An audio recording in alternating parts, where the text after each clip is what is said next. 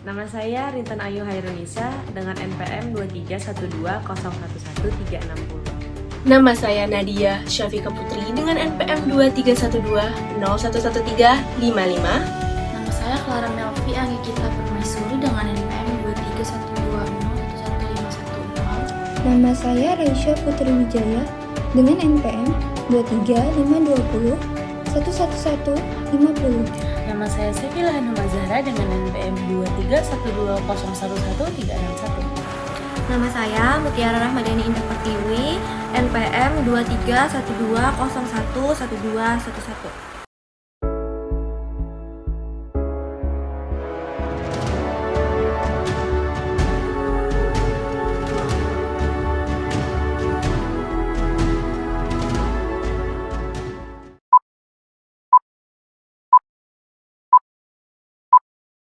Tahun 2025 menjadi saksi dinamika hukum di Indonesia yang penuh tantangan. Dari kebijakan kontroversial hingga pelanggaran hak asasi manusia. Pertanyaan mendasar muncul, apakah hukum kita masih berpijak pada keadilan dan nilai-nilai Pancasila?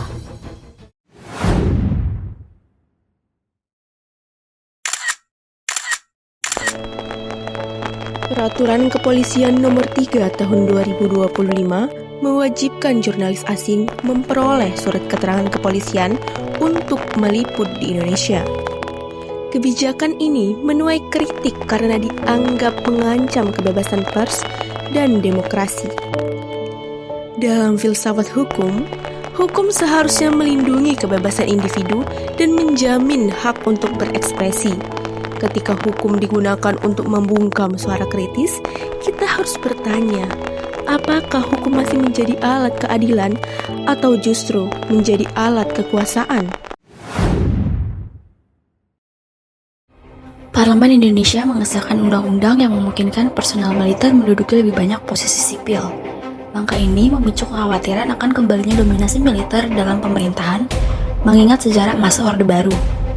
Filsafat hukum menekankan pemisahan kekuasaan dan supremasi sipil atas militer, tapi ketika batas ini kabur, prinsip demokrasi dan hak asasi manusia terancam. Oke, standby, kamera ready, sound ready, 3, 2, 1, action. Saya spesifik mau bertanya soal RUU Polri, Pak. Karena di situ tampak bahwa kewenangan kepolisian akan ditambah, padahal justru isu krusialnya adalah pengawasan yang minim. Dilihat dari berbagai abuse of power yang dilakukan oleh aparat, dari mulai kasus pelecehan seksual perwira, dari mulai korupsi, dari bagaimana aksi kekerasan yang dilakukan aparat. Saya ingin tahu pendapat Bapak sebagai presiden pribadi. Bapak setuju polisi perlu diperluas kewenangannya atau justru malah harus ditambah pengawasan dan wewenangnya diperkecil, Pak Presiden? Baik.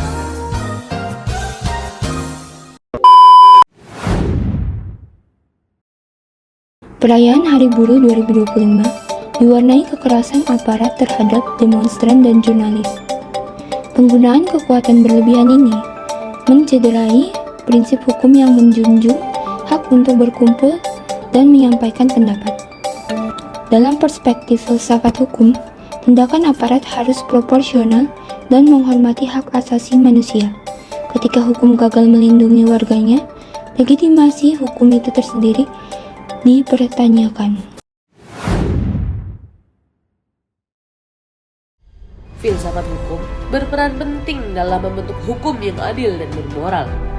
Di Indonesia, Pancasila sebagai dasar negara seharusnya menjadi landasan dalam setiap pembentukan hukum. Namun, ketika hukum menyimpang dari nilai-nilai Pancasila seperti keadilan sosial dan kemanusiaan, kita harus merefleksikan kembali arah hukum kita.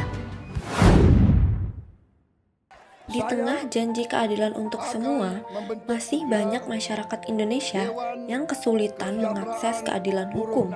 Warga di daerah terpencil menghadapi kendala geografis, birokrasi, hingga biaya yang tak terjangkau. Sementara itu, kelompok rentan seperti masyarakat miskin, perempuan korban kekerasan, dan pekerja informal kerap diabaikan oleh sistem hukum yang lebih berpihak pada mereka yang berkuasa atau mampu. Filsafat hukum menekankan pentingnya equality before the law, kesetaraan di hadapan hukum. Namun, ketika akses terhadap keadilan hanya menjadi hak istimewa bagi segelintir orang, maka maka kita perlu bertanya, untuk apa hukum ditegakkan? Hukum seharusnya menjadi cermin nilai moral dan keadilan dalam masyarakat. Namun, saat hukum digunakan sebagai alat kekuasaan, kita patut waspada. Demokrasi yang sehat membutuhkan sistem hukum yang berpihak pada kebenaran, bukan kepentingan semata. Melalui filsafat hukum, kita diajak untuk merenungkan kembali tujuan dari hukum kita.